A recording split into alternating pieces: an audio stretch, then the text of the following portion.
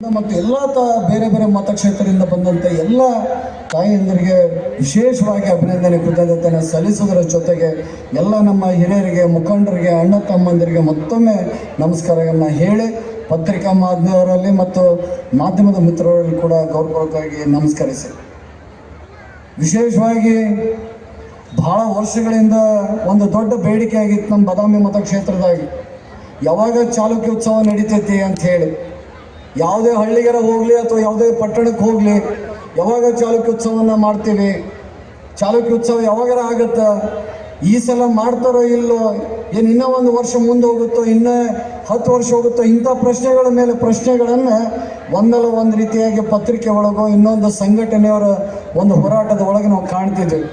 ಆದರೆ ಇವತ್ತು ಒಂದು ಅಂತ್ಯ ಹಾಡುವಂಥ ಅವಕಾಶವನ್ನು ನಮ್ಮ ಘನವೆತ್ತ ಸರ್ಕಾರ ಮಾನ್ಯ ಮುಖ್ಯಮಂತ್ರಿ ಸಿದ್ದರಾಮಯ್ಯ ಸಾಹೇಬರು ಮತ್ತು ಗೌರವಾನ್ವಿತ ಸಚಿವರಾದಂಥ ಶಿವರಾಜ್ ತಂಗಡಗಿ ಸಾಹೇಬರು ಮತ್ತು HK ಪಾಟೀಲ್ ಸಾಹೇಬರು ಮತ್ತು ಉಪಸ್ಥಿತರಿರುವಂಥ ಮಂತ್ರಿಗಳು ಸತ ಭಾಳ ದೊಡ್ಡ ಮಟ್ಟದ ಹೋರಾಟವನ್ನು ಮಾಡಿ ಅದರ ಜೊತೆಗೆ ಎಲ್ಲ ಗೌರವಾನ್ವಿತ ಶಾಸಕ ಮಿತ್ರರು ಸಹ ಎಲ್ಲ ಸದಸ್ಯರು ಕೂಡ್ಕೊಂಡು ಮಾನ್ಯ ಮುಖ್ಯಮಂತ್ರಿಯವರಿಗೆ ಒತ್ತಡವನ್ನು ಹೇರಿ ಈ ಸಲ ಮಾಡಲೇಬೇಕನ್ನುವಂಥ ಬೇಡಿಕೆಯನ್ನು ಇಟ್ಟಿದ್ವಿ. ಆ ಒಂದು ದಿಸೆ ಒಳಗೆ ಮಾನ್ಯ ಮುಖ್ಯಮಂತ್ರಿಗಳು ಹೋದ ಬಾರಿ ಬಜೆಟಲ್ಲಿ ಸತ ಒಂದು ವಿಶೇಷವಾದಂಥ ಘೋಷಣೆಯನ್ನು ಮಾಡಿದರು. ಇಲ್ಲಪ್ಪ, ನಾನು ಯಾವುದೇ ಕಾರಣಕ್ಕೂ ಈ ಸಲ ಚಾಲುಕ್ಯೋತ್ಸವನ ನೆರವೇರಿಸೋಕೆ ಅವಕಾಶ ಮಾಡಿಕೊಡ್ತೀನಿ ಅನ್ನೋಂಥ ಮಾತನ್ನು ಮೊದಲೇ ಹೇಳಿದರು. ಹಾಗಾಗಿ ಬಜೆಟ್ ಒಳಗೆ 2 ಕೋಟಿ ಅನುದಾನವನ್ನು ನಮಗೋಸ್ಕರ ಚಾಲುಕ್ಯೋತ್ಸವಕ್ಕೋಸ್ಕರ ಅದನ್ನು ಸೀಮಿತಗೊಳಿಸಿ ಅದನ್ನು ಇಡುವಂಥ ಕೆಲಸವನ್ನು ಮಾಡಿ ಮತ್ತು ಘೋಷಣೆಯನ್ನು ಮಾಡುವಂಥ ಕೆಲಸವನ್ನು ಮಾಡಿದ್ದಾರಲ್ಲ, ಅವರಿಗೆ ನಾನು ಈ ವೇದಿಕೆ ಮುಖಾಂತರವಾಗಿ ಅಭಿನಂದನೆಯನ್ನು ಹೇಳೋಕ್ಕೆ ಇಷ್ಟಪಡ್ತೀನಿ. ಯಾಕಂದರೆ ಭಾಳ ವರ್ಷದ ಬೇಡಿಕೆಯನ್ನು ಈಡೇರಿಸೋದು ಅಷ್ಟು ಸುಲಭ ಇರಲಿಲ್ಲ. ಇನ್ನೂ ಮುಂದೆ ಹೋಗುತ್ತಾನ ಅಂಥೇಳಿ ಎಲ್ಲೋ ಒಂದು ಕಡೆ ನಮ್ಮನ್ನು ಭಾಳ ಕೆಟ್ಟದಾಗಿ ನೋಡುವಂಥದ್ದು ಆಗಿತ್ತು. ನಮ್ಮ ಬಗ್ಗೆ ತಪ್ಪು ಕಲ್ಪನೆ ಬರೋ ರೀತಿದಾಗೂ ಎಷ್ಟೋ ಜನ ಅದಕ್ಕೆ ಸಂದೇಶಗಳನ್ನು ಮತ್ತು ಹೇಳಿಕೆಗಳನ್ನು ಕೂಡ ಕೊಟ್ಟಿದ್ರು. ಅದರ ಜೊತೆಗೆ ಅಷ್ಟೇ ಆಗಲಿಲ್ಲ, ನಿನ್ನೆ ದಿವಸ ಚಾಲುಕ್ಯರ ನಾಡು ಒಳಗೆ ಏನು ನಾವು ವಾತಾಪಿ ಬಾದಾಮಿ ಅನ್ನುವಂಥ ವಿಶೇಷವಾಗಿ ಅಂತೀವಿ, ಆ ಜಾಗದಾಗೂ ಸತ ನಾವು ಇಮ್ಮಡಿ ಪುಲಕೇಶಿಯ ಮೂರ್ತಿಗೂ ಸತ ನಿನ್ನೆ ಶಂಕುಸ್ಥಾಪನೆಯನ್ನು ನೆರವೇರಿಸುವಂಥದ್ದಕ್ಕೆ ನಾವೆಲ್ಲರೂ ಕೆಲಸವನ್ನು ಕೈಗೆತ್ಕೊಂಡಿವಿ. ಯಾಕಂದರೆ ಇದು ಸತ ಭಾಳ ವರ್ಷದ ಬೇಡಿಕೆ ಆಗಿತ್ತು. 25 ವರ್ಷಗಳಾದರೂ ಸತ ಇನ್ನಾದರೂ ಇಮ್ಮಡಿ ಪುಲಕೇಶಿಯ ಪುತ್ಥಳಿಯನ್ನು ಕುಂದಿರಿಸೋಕ್ಕಾಗ್ತಿಲ್ಲ ಅಂಥೇಳಿ ಹಲವಾರು ವೇದಿಕೆಗಳ ಮುಖಾಂತರವಾಗಿ ಭಾಳ ದೊಡ್ಡ ಕೆಟ್ಟದಾಗಿರುವಂಥ ಹೇಳಿಕೆಗಳನ್ನು ಸತ ನಾನು ಕೇಳಿದ್ದೆ. ಹಾಗಾಗಿ ಎಲ್ಲ ಒಂದು ಕಡೆ ನಾವೆಲ್ಲರೂ ಕೂಡಿಕೊಂಡು ಆ ದಿಸೆ ಒಳಗೆ ಕೈ ಜೋಡಿಸಿ ಎಲ್ಲರೂ ಅದಕ್ಕೆ ಸಹಾಯ ಸಹಕಾರವನ್ನು ನೀಡಿದರು. ಹಾಗಾಗಿ ನಾನು ನಮ್ಮ ಒಂದು ಮಾನ್ಯ ಮುಖ್ಯಮಂತ್ರಿಯವರು ಒಂದು ವಿಶೇಷ ಅನುದಾನವನ್ನು ಕೊಟ್ಟಿದ್ದರು ಮೊನ್ನೆ, ಅದರ ಒಳಗೆ ಆಗಿರ್ಬೋದು. ಅದರ ಜೊತೆಗೆ ನನ್ನ ಒಂದು ಅನುದಾನದ ಒಳಗೆ ಒಂದು ಮೂರ್ತಿಗೆ ಶಂಕುಸ್ಥಾಪನೆ ಮಾಡುವಂಥ ಕೆಲಸಕ್ಕೆ ನಾವು ನಿನ್ನೆ ಕೈ ಜೋಡಿಸಿವಿ. ಅದನ್ನು ನಿನ್ನೆ ಪ್ರಾರಂಭ ಆಗೈತಿ. ಒಂದು ವರ್ಷ ಒಪ್ಪತ್ತೊಳಗೆ ಆ ಮೂರ್ತಿಯನ್ನು ಅನಾವರಣ ಮಾಡೋಣ ಅನ್ನುವಂಥ ಮಾತನ್ನು ಈ ವೇದಿಕೆ ಮುಖಾಂತರವಾಗಿ ತಮ್ಮೆಲ್ಲರಿಗೂ ಒಂದು ಸಂದೇಶವನ್ನು ಕೊಡೋಕ್ಕೆ ಪ್ರಯತ್ನ ಮಾಡ್ತೀವಿ. ಅದರ ಜೊತೆಗೆ ಪಟ್ಟದಕಲ್ಲು ಅಂದ ತಕ್ಷಣ 98 ರಾಜರು ಇಲ್ಲಿ ಪಟ್ಟಾಭಿಷೇಕ ಆಗಿತ್ತಂತ. 98 ರಾಜರನ್ನ ಪಟ್ಟಾಭಿಷೇಕ ಮಾಡುವಂಥದ್ದು ಏನಂತ ವಿಶೇಷತೆ ಇತ್ತು ಅಂತ ಯಾಕಪ್ಪ ಅನ್ನೋದಂದ್ರೆ, ಮೊದಲೇ ಭಾಳ ವಿಶೇಷವಾಗಿ ಗಮನ ಹರಿಸ್ಬೇಕಾಗಿದ್ದೇನಪ್ಪ ಅಂತಂದ್ರೆ, ಇಲ್ಲಿ ಹರಿಯುವಂಥ ನದಿ ಏನೈತಲ್ಲ, ಅದು ಮಲಪ್ರಭಾ ನದಿ ಏನು ಹರಿಯತೈತಿ, ಅದು ದಕ್ಷಿಣದಿಂದ ಉತ್ತರ ಭಾಗಕ್ಕೆ ಹರಿಯತೈತಿ. ಉತ್ತರಕ್ಕೆ ಹರಿಯುವಂಥ ನದಿ ಇದರ ಜೊತೆಗೆ ನಾವು ಇನ್ನು ಉತ್ತರ ಭಾರತದಾಗೋ ಅಥವಾ ದಕ್ಷಿಣ ಭಾರತದಾಗ ಹುಡುಕಾಡಿದ್ರೆ ನನಗೆ ಗೊತ್ತಿರೋ ಪ್ರಕಾರ ಒಂದು ನಮ್ಮ ಬಾದಾಮಿ ಒಳಗಿರುವಂಥ ಪಟ್ಟದಕಲ್ಲು ಅನ್ನೋದನ್ನು ನಾನು ಭಾಳ ಅಭಿಮಾನದಿಂದ ಹೇಳ್ಕೊಳ್ಳೋಕೆ ಇಷ್ಟಪಡ್ತೇನೆ. ಇಂಥ ಒಂದು ಪವಿತ್ರತೆಯಿಂದ ಇರುವಂಥದ್ದು ಇದು.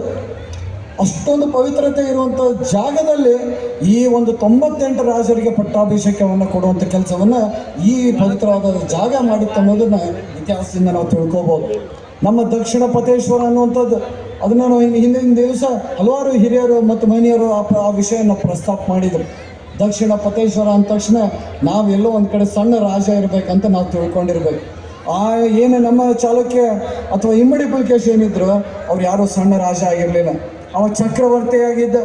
ಯಾವ ರೀತಿಯಾಗಿ ಚಕ್ರವರ್ತಿಯಾಗಿದ್ದಪ್ಪ ಅಂತಂದ್ರೆ, ಅವ್ರಿಗೆ ಕೈಯಾಗಿ ಯಾರ್ಯಾರು ಸೋತಾರ, ಪಲ್ಲವರಾಗಿರ್ಬೋದು ಅಥವಾ ಹರ್ಷವರ್ಧನ ಅಂಥೇಳಿ ಏನು ನರ್ಮದಾ ನದಿ ಬಗ್ಗೆ ಮಾತಾಡ್ತೀವಿ, ಅಲ್ಲಿ ಸೋತಂಥವ್ರು ಏನಾಗಿದ್ರಲ್ಲ ಅವರೆಲ್ಲ ಚಕ್ರವರ್ತಿಗಳಾಗಿದ್ದರು. ಅಂಥ ಚಕ್ರವರ್ತಿಗಳನ್ನು ಸೋಲಿಸಿದವು ಯಾರಪ್ಪ ಅಂತಂದ್ರೆ ಅದು ನಮ್ಮ ಇಮ್ಮಡಿ ಪುಲಕೇಶಿ ಅನ್ನೋದನ್ನು ನಾವೆಲ್ಲರೂ ತಿಳ್ಕೊಬೇಕಾಗ್ತೈತೆ. ಭಾಳ ಹೆಮ್ಮೆ ಪಡಬೇಕು ನಾವು. ಸಣ್ಣ ರಾಜರ ಬಗ್ಗೆ ನಮಗೆ ಭಾಳ ದೊಡ್ಡ ಗೌರವ ಐತೆ. ಯಾವುದೋ ಒಂದು ಜಾತಿಗೆ ಸೀಮಿತ ಆಗಿಲ್ಲ ಈ ಮನುಷ್ಯ, ಪುಣ್ಯಾತ್ಮ. ಅದು ಒಂದು ಏನೋ ಆಗಿದ್ರೆ ಎಲ್ಲಿಗೆ ಬಂದು ನಿಲ್ತಿತ್ತು ಗೊತ್ತಿಲ್ಲ ನನಗಂತೂ.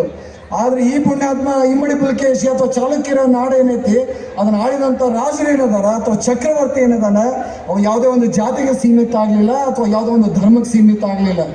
ನಾವು ಮೇಲೆ ಗುಹೆಗಳ ಹತ್ರ ಹೋಗಿ ನೋಡಿದ್ವಿ ಅಂದ್ರೆ ಗೊತ್ತಾಗ್ತೈತಿ ಏನಪ್ಪ ಅಂತಂದ್ರೆ ಅಲ್ಲಿ ನಮ್ಮ ಎಲ್ಲ ಹಿಂದೂ ಧರ್ಮದ ಜೊತೆಗೆ ಜೈನ ಧರ್ಮವನ್ನು ಸ್ಥಾಪಿಸಿದ್ದನ್ನು ನಾವು ಕಾಣ್ಬೋದು. ಇಲ್ಲಿ ಬಂದ್ವಿ ಅಂದ್ರೆ ದ್ರಾವಿಡರ ಬಗ್ಗೆ ನಾವು ನೋಡ್ಬೋದು. ಬೇರೆ ಬೇರೆ ಸಂದರ್ಭಕ್ಕೆ ಅಥವಾ ಸಾಂದರ್ಭಿಕವಾಗಿ ಎಲ್ಲ ಧರ್ಮಗಳನ್ನು ಗೌರವಿಸುವಂಥ ಕೆಲಸವನ್ನು ಮಾಡಿದ್ದು ಅದು ನಮ್ಮ ಇಮ್ಮಡಿ ಪುಲಕೇಶಿ ಅನ್ನುವಂಥದ್ದನ್ನು ನಾವು ತಿಳ್ಕೊಬೇಕಾಗ್ತದೆ. ಆ ದಿಸೆ ಒಳಗೆ ನಾವೆಲ್ಲರೂ ಹೆಜ್ಜೆ ಹಾಕ್ಬೇಕು. ನಮ್ಮ ರಾಜ ಯಾವುದೋ ಒಂದು ಜಾತಿಗೆ ಅಥವಾ ಧರ್ಮಕ್ಕೆ ಸೀಮಿತ ಆಗಿಲ್ಲ ಅಥವಾ ಯಾವುದೋ ಒಬ್ಬ ಮನುಷ್ಯಕ್ಕೆ ಸೀಮಿತ ಆಗಿಲ್ಲ. ಅವ ಎಲ್ಲರಿಗೂ ಬೇಕಾದಂಥವಾಗಿದ್ದ ಅನ್ನೋದನ್ನು ನಾವು ಫಸ್ಟ್ ತಿಳ್ಕೊಬೇಕಾಗ್ತೈತಿ. ಅದನ್ನು ತಿಳ್ಕೊಂಡು ಮುಂದಿನ ದಿನಮಾನಗಳದಾಗ ನಮ್ಮ ರಾಜನ ಬಗ್ಗೆ ಇಡೀ ದೇಶದವರು ಇನ್ನೂ ಹೆಚ್ಚಿನ ಮಟ್ಟಿಗೆ ತಿಳ್ಕೊಳ್ಳುವಂಥ ಕೆಲಸ ಆಗ್ಬೇಕು.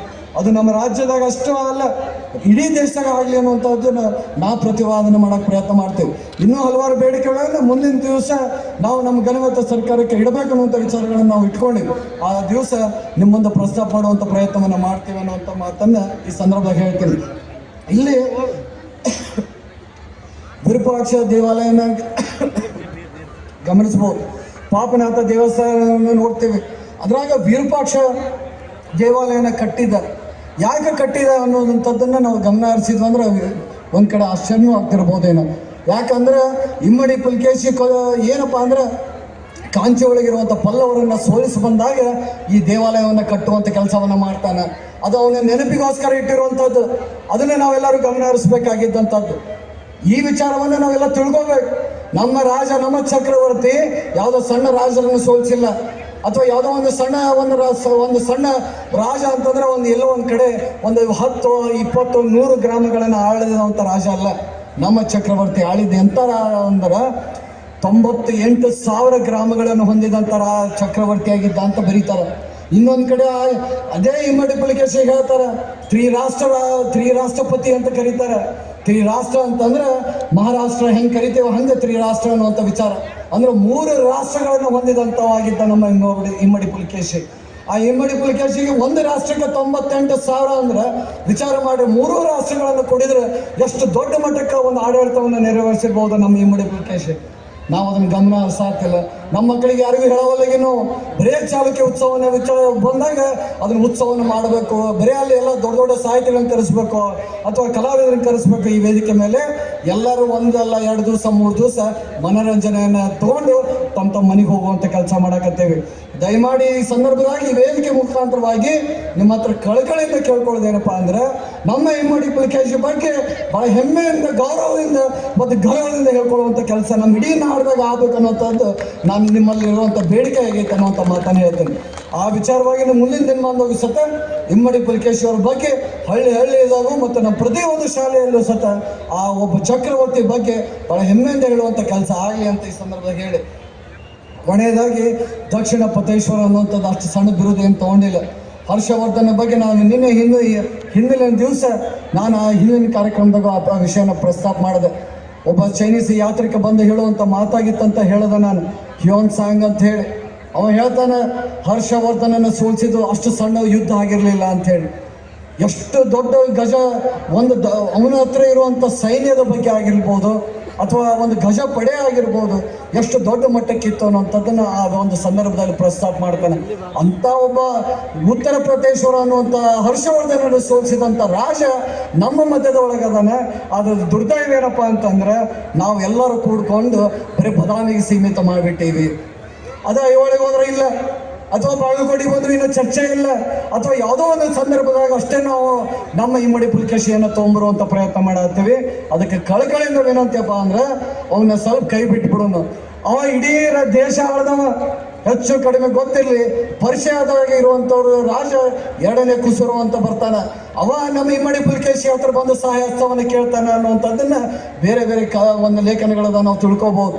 ಅದರ ಜೊತೆಗೆ ಇನ್ನೂ ಒಂದು ಸಂದರ್ಭದಾಗ ಆಗ್ತೈತಿ, ಮಹಾರಾಷ್ಟ್ರದಾಗಿರುವಂಥ ತಾಣೆ ಅನ್ನುವಂಥದ್ದು ಏನೈತಿ ಅಲ್ಲಿ ಒಂದು ಘಟನೆ ಆಗ್ತೈತಿ. ಅರಬ್ಬರು ಬಂದು ನಮ್ಮ ದೇಶದ ಮೇಲೆ ಬರುವಂಥ ಸಂದರ್ಭದಾಗ ಇವನೇ ನಮ್ಮ ಇಮ್ಮಡಿ ಪುಲಿಕೇಶಿ ಅವ್ರನ್ನೆಲ್ಲ ಹಿಮ್ಮಡಿಸಿ ಅವ್ರನ್ನ ವಾಪಸ್ ಕಳಿಸುವಂಥ ಕೆಲಸವನ್ನು ಮಾಡ್ತಾನಂತ ಇತಿಹಾಸ ಹೇಳುತ್ತೆ. ಹಾಗಾಗಿ ಎಲ್ಲೋ ಒಂದು ಕಡೆ ನಾವು ನಮ್ಮ ಚಾಲುಕ್ಯರನ್ನ, ನಮ್ಮ ಇಮ್ಮಡಿ ಪುಲಿಕೇಶಿಯನ್ನ ಇಲ್ಲಿಗೆ ಸೀಮಿತ ಮಾಡೋದು ಬೇಡ, ಅಥವಾ ಈ ಚಾಲುಕ್ಯ ಉತ್ಸವಕ್ಕೆ ಸೀಮಿತ ಮಾಡೋದು ಬೇಡ ಅನ್ನುವಂಥದ್ದು ಈ ಕಳಕಳಿಯ ವಿನಂತಿ ಅಂತ ಕೇಳ್ಕೊಂಡು, ಭಾಳ ವಿಶೇಷವಾದಂಥ ಕಾರ್ಯಕ್ರಮ. ಮತ್ತು ನಮ್ಮ ಮತಕ್ಷೇತ್ರಕ್ಕೆ ಏನು ಮಾನ್ಯ ಮುಖ್ಯಮಂತ್ರಿಗಳು ಆಯಿತು ಮತ್ತು ಎಲ್ಲ ಗೌರವಾನ್ವಿತ ಸಚಿವರು ಕೊಟ್ಟಂಥ ಅನುದಾನದ ಬಗ್ಗೆ ಸತ ನಾನು ನಿನ್ನೆ ಪ್ರಸ್ತಾಪ ಮಾಡಿದೆ. ಹೆಚ್ಚು ಕಡಿಮೆ 2,000 ಕೋಟಿ ಅನುದಾನವನ್ನು ನಮ್ಮ ಬದಾಮಿ ಮತಕ್ಷೇತ್ರಕ್ಕೆ ಕೊಟ್ಟಿದ್ದಕ್ಕಾಗಿ ಅವರೆಲ್ಲರಿಗೂ ನಾನು ಅಭಿನಂದನೆ ಕೃತಜ್ಞತೆಯನ್ನು ಸಲ್ಲಿಸ್ತೇನೆ. ಇನ್ನು ಕೊನೆಯದಾಗಿ ಒಂದು ಮಾತನ್ನು ಹೇಳಬೇಕಾಗ್ತದೆ.